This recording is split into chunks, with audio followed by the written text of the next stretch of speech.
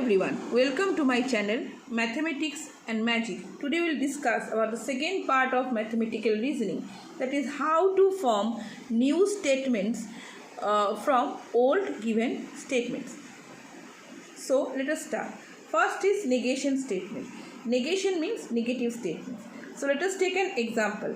New Delhi is a city. So we can write it in the form New Delhi is not a city, or it is not true that New Delhi is a city. So negation of a statement is actually the negative form of a statement. As per definition, we can say the denial or the saying no of a statement is called negation of a statement. Now let us consider P is the statement, then negation of the statement will be this one, this dash P. And the true table of the negation statement is, if P is true, negation of P is false. If P is false, negation of P is true. Moreover, negation of negation statement P, it will be always the original statement of P. Next statement is simple statement. A statement is called simple statement if it cannot be broken down into more than one statement or more than one form. So it is given that New Delhi is in India and circle is round. In this case, you can see that we cannot break this statement to further some new statements. New Delhi is in India, it is one single statement, and that is why it is very easy to understand. There is nothing written taking or and everything. So it is a simple statement. Circle is round. We know that circle is a geometric figure which is a closed figure, and it is from equidistant from a fixed point at the center. So circle is round, and circle is round. Here we cannot break it down to two more statements. So these two are simple statement. After simple statement, next is compound statement. So what is compound statement? Suppose P equals to 13 is, suppose 13 and 5 or 5 comma 13 is both are odd and prime number. Or you can say 13 is both odd and prime number. So here we can say that this and this particular and it added two numbers, two terms, two statements. Two statements are 13 is odd and 13 is prime. So it adds both the statements with the word and. Okay, so odd and prime. So this and word is used to connect two statements. Next is, suppose 24 is multiple of 2, 24 is multiple of 3, 24 is multiple of 4. We can see that there are three statements, P, Q and R. All together we can write them one single statement S. And how can we write? So that's a single statement is 24 is multiple of 2, 3 and 4. So and is used to join, and comma and is used to join these three statements. So it means that a compound statement is the one which is made up of two or more statements. Next concept is component of statements. Component statement is made up of two or more statements. They are called simple statement. That means component statements are the part of a compound statement.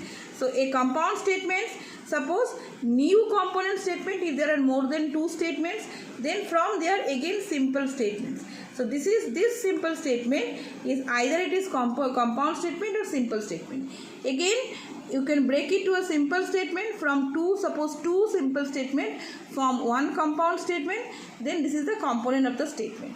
So component of the statement is mainly the simple statement of one compound statement. There may be more than one simple statement. After that, for example, all rational numbers are real numbers and all real numbers are complex. So these two statements is added by a particular word and. So that is why these two are simple statement or components of a compound statement. Now next one is root 2 is a rational number or it is irrational number. Here we use another word or, and this or word it added both the statements, and both the statements are known as the component statement of one single compound statement. Now next concept, simple symbols for and or and negation. So this symbol, this V shaped symbol, it is used to denote P or Q, either statement P or statement Q, and the reverse of V, it is denoted to use and P and Q. Okay, both P and Q, and this one is negation symbol, so it is negation of P. Let us discuss some questions from exercise 14.2 because we have already discussed the important points. All together. So now question number 1 is, it is said that Chennai is the capital of Tamil Nadu. So Chennai is not the capital of Tamil Nadu. We can write this is the negation of the given statement. Root 2 is not a complex number. You see, the statement is itself a negative statement. So reverse of this negative statement will be the negation of the statement. This statement, whatever it may falls to, whatever it may be, we have to consider this one as P, and this one is actually your negation of P, because here we deny the negative thought of this statement in this statement. So this one now become the negation of the given statement. Root 2 is complex, is a complex number.